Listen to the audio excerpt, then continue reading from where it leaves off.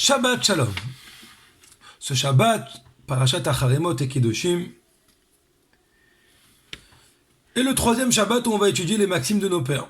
À la demande du Rabbi d'étudier au moins une Mishnah profondément, on va essayer de s'attarder sur la première Mishnah de notre chapitre de Pirkei Avot. Akavia ben Malalel Omer. Akavia, fils de Malalel, nous disait Istakel bishlosha dvarim ve'enata ba lidei avera.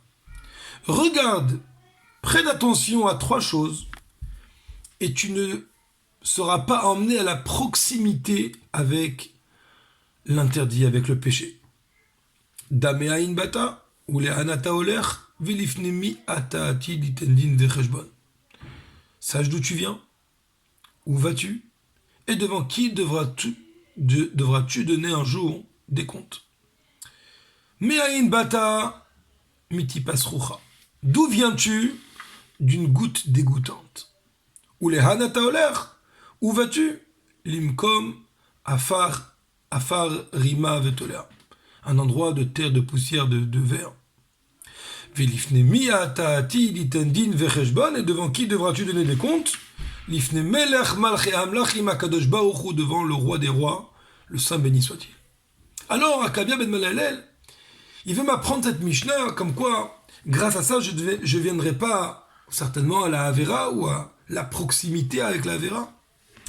Mais c'est très étonnant parce qu'une Mishnah, elle se doit d'être le plus court possible. Or, ces mots, Istakel bishlosha dvarim, regarde trois choses, ils sont a priori étonnants. J'aurais pu les compter tout seul. Pourquoi me dire au préalable qu'il y a trois choses et après me dire les trois choses? T'avais qu'à me dire les trois choses et j'aurais compté tout seul s'il fallait compter. Certainement que si la Mishnah nous le dit, c'est pour qu'on apprenne qu'il existe trois choses qu'il faut absolument avoir en tête. Mis à part les trois choses qui ont été citées dans cette Mishnah.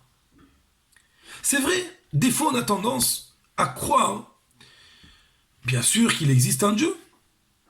Dieu, Melech Malchei Amlachim, le roi des rois, le saint béni soit-il, le créateur du ciel et de la terre.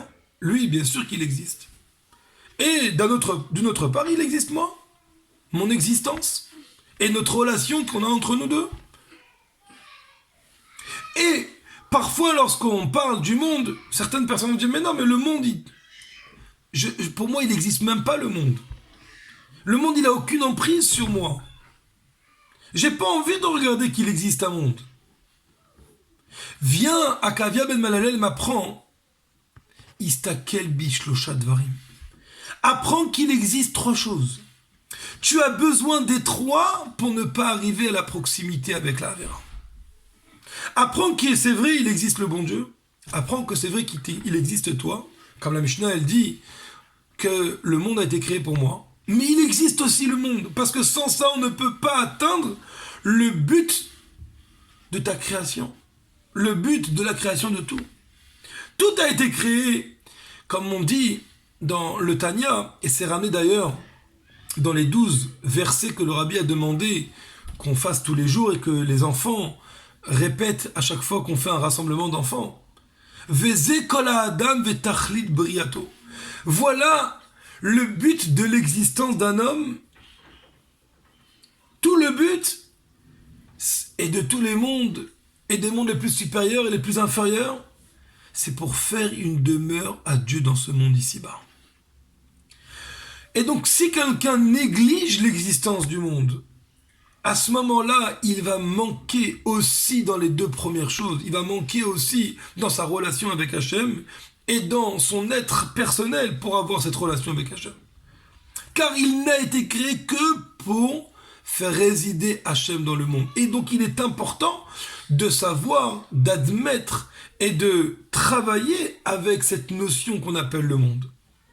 Lorsque un juif va au travail, un exemple que je donne, alors il a affaire avec le monde. Lorsqu'il va faire ses courses, lorsqu'il a tout ce que le monde demande, exige qu'on fasse. S'il a pris conscience que ce monde a été créé pour honorer le Créateur, a été créé pour qu'un jour arrive et Dieu puisse dire « Moi j'habite dans ce monde », à l'image d'un homme qui habite dans une habitation où on peut dire c'est sa résidence, c'est là où il réside concrètement. Il n'est pas un invité ici, il n'est pas de passage ici, c'est son habitation. Comme ça, Dieu, il veut que ce soit dans le monde. Dans ces cas-là, à nous de préparer le monde pour l'habitation de Dieu. Et donc, à chaque fois qu'on va trouver l'occasion de faire quelque chose de bien avec le monde, on va le faire. Prenons un exemple tout simple. Chaque commandement de Dieu, c'est des commandements qui doivent se traduire toujours dans l'action. On met les téphilines avec le corps humain. Les téphilines, c'est pas un concept spirituel. On met la tzedaka, on a été travaillé. Quand on a pris, on a prélevé de ce qu'on a gagné par ce travail qu'on a avec notre corps, et on met dans la tzedaka, on a à ce moment-là élevé tout notre corps et tout le monde qui était autour de nous. Tout a été élevé pour préparer le monde à Mashiach Tzidkenu, à la Géoula, au moment où Dieu pourra dire, maintenant j'habite dans ce monde-là. Et c'est pour ça que la Mishnah nous dit Istakel bishloshat varim. Regarde trois choses. Regarde qu'il existe ces trois existences. Dieu, toi et le monde. Et tout est important pour arriver à faire le but même de la création. Et avec ça, on va comprendre quelque chose d'extraordinaire. Le Tana, l'enseignant de la Mishnah, n'a pas dit regarde trois choses et tu ne feras pas de péché. Il dit Einataba l'idée Avera, tu ne seras pas emmené à la proximité avec la Avera. Autrement dit, grâce au fait que tu as compris que le monde, il est là, il existe pour servir Hachem, à ce moment-là, même la proximité avec la Avera, sans bien sûr parler de faire la Avera, même elle, tu n'atteindras pas, tu ne feras pas. Alors, le Rabbi nous fait savoir qu'aujourd'hui, le monde est déjà prêt à la Géoula. Le monde est déjà prêt à Mashiach. Peut-être qu'encore une petite chose à faire, mais même cette chose-là, c'est pas pour préparer davantage, le monde il est prêt. Peut-être c'est pour accueillir le Mashiach, que chaque chose qu'on fait, c'est pour accueillir le Mashiach davantage. Mais faire ce qu'il faut faire pour faire venir le Mashiach, ça a déjà été atteint. Alors, Istakel Bishloshat Varim, regarde maintenant qu'on arrive à ces trois choses-là.